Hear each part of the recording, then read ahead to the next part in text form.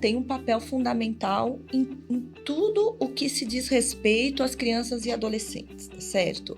Mesmo o cyberbullying acontecendo do lado de fora dos muros, como que a escola pode atuar nesse sentido? Bom, antes de falar do cyberbullying, eu acho que a gente tem que pensar um pouco como que a sociedade tem lidado com todas essas tecnologias que são recentes, né? A gente vive hoje um momento que é intergeracional, se a gente pensar aqui nas nossas idades, né, enquanto professores.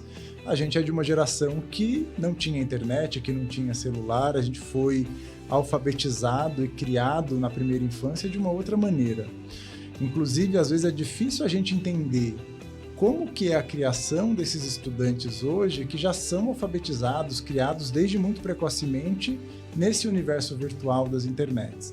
Então, acho que é para além da escola, a sociedade tem que refletir um pouco se a gente está preparado ou não para lidar com as consequências dessas tecnologias, né? E aqui é importante a gente falar que a gente não está maldizendo as tecnologias, né? Esses avanços, eles são desejáveis, eles têm impactado em várias dimensões da nossa vida.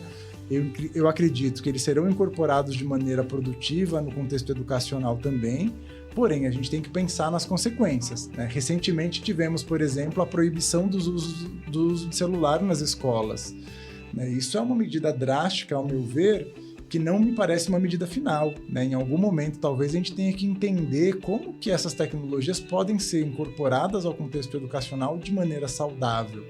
Então percebe que, para além de pensar o cyberbullying, eu tenho que pensar a nossa relação com a tecnologia.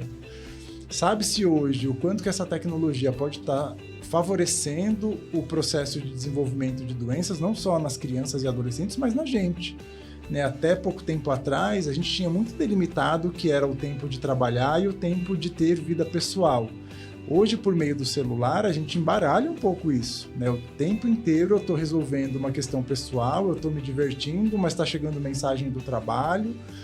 Ao mesmo tempo, eu estou tentando me concentrar numa atividade que me causa prazer, mas eu estou vendo notícias de guerra não sei aonde, de catástrofe não sei aonde.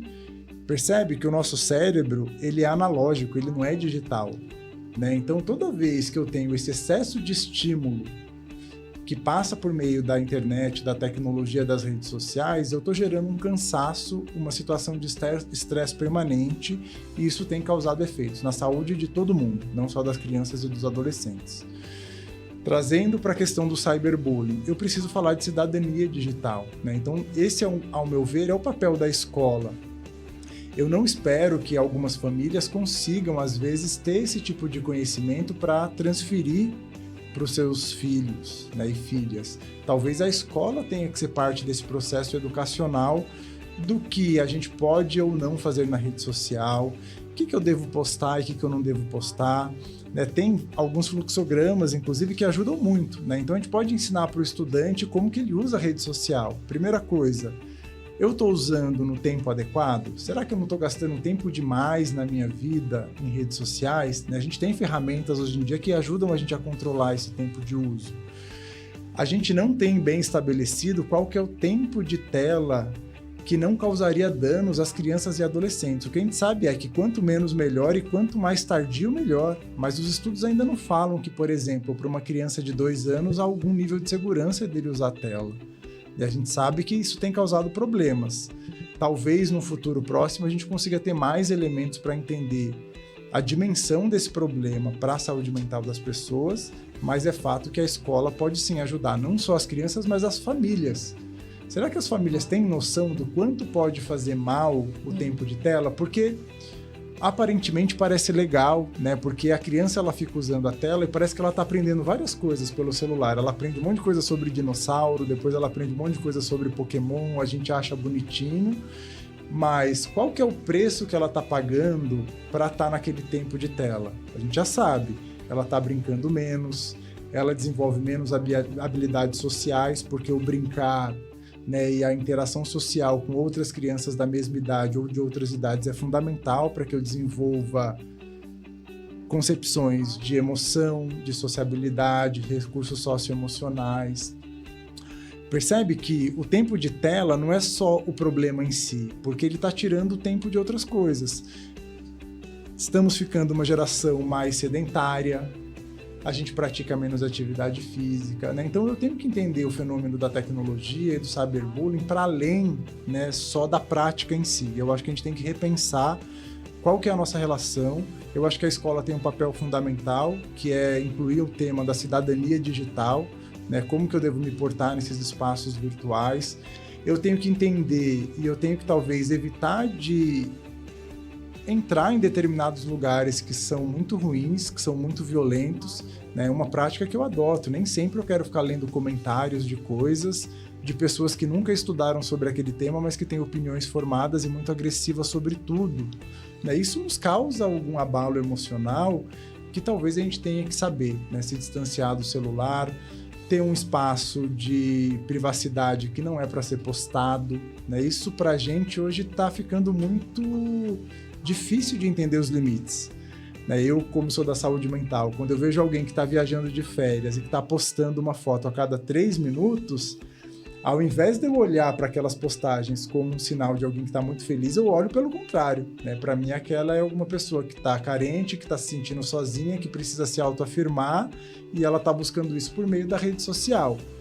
Mas eu sei que eu sou profissional da área. Será que uma criança e um adolescente, quando vê isso, será que ele não vai achar que a vida dele é muito pior do que a vida daquela pessoa? Sim, certamente. Né? E aquilo vai trazer reflexos na sua saúde mental. E a gente tem, né, lei recente, inclusive, que inclui o cyberbullying como crime. Porém, só isso na escola não basta, né? A gente precisa lançar mão de algumas estratégias para colocar isso na cabeça da criança e do adolescente. Não basta dizer para ele, olha, é lei, é crime, você não pode praticar. O que você acha, Fabiana, que nós poderíamos trabalhar nas escolas para conscientizar, de forma a conscientizar nossas crianças, nossos adolescentes? A primeira grande resposta, o professor Anderson já disse, né? Precisamos falar sobre isso, compreender o uso da ferramenta e não condená-la, né? Como a gente está vivendo nesse momento. Por outro lado, a gente precisa que a família se aproprie também da responsabilidade de estabelecer esses diálogos junto da escola. Senão a escola acaba ficando num lugar que é um lugar até de incômodo, né, nessa relação com o estudante. No lugar de mais proibição ou de mais regra, enquanto a família também não se comporta dessa forma protetiva também e de prevenção, né? O professor Anderson citou há pouco um exemplo, e às vezes até para nós, enquanto pais ou enquanto responsáveis por uma criança, oferecer um equipamento eletrônico como distração para que a gente possa respirar um pouco também, né? Porque a nossa vida também está complexa, a nossa vida também está exaustiva, mas a gente precisa estar atento com isso, né?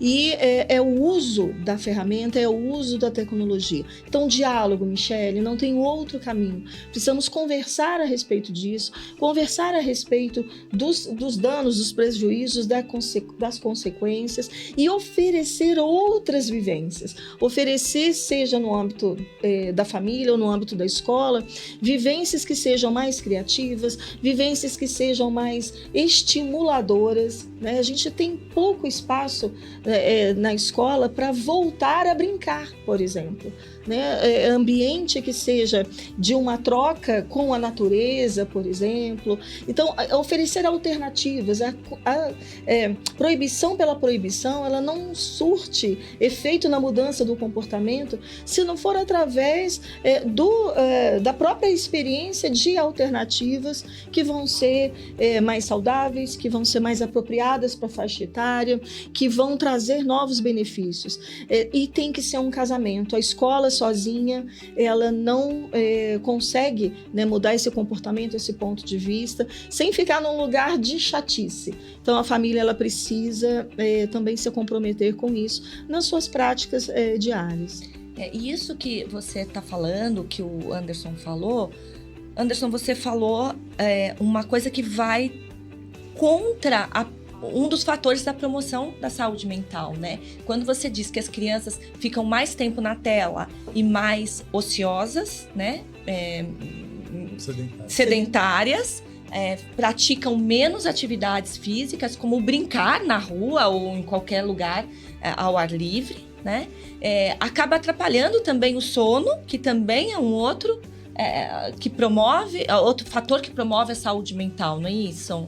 É exatamente uma balança, né? Quando a pessoa ela gasta muito tempo da vida dela nas redes sociais, ela está ampliando a exposição dela a fatores de risco para a saúde mental e ela está reduzindo o tempo dela nos fatores de proteção.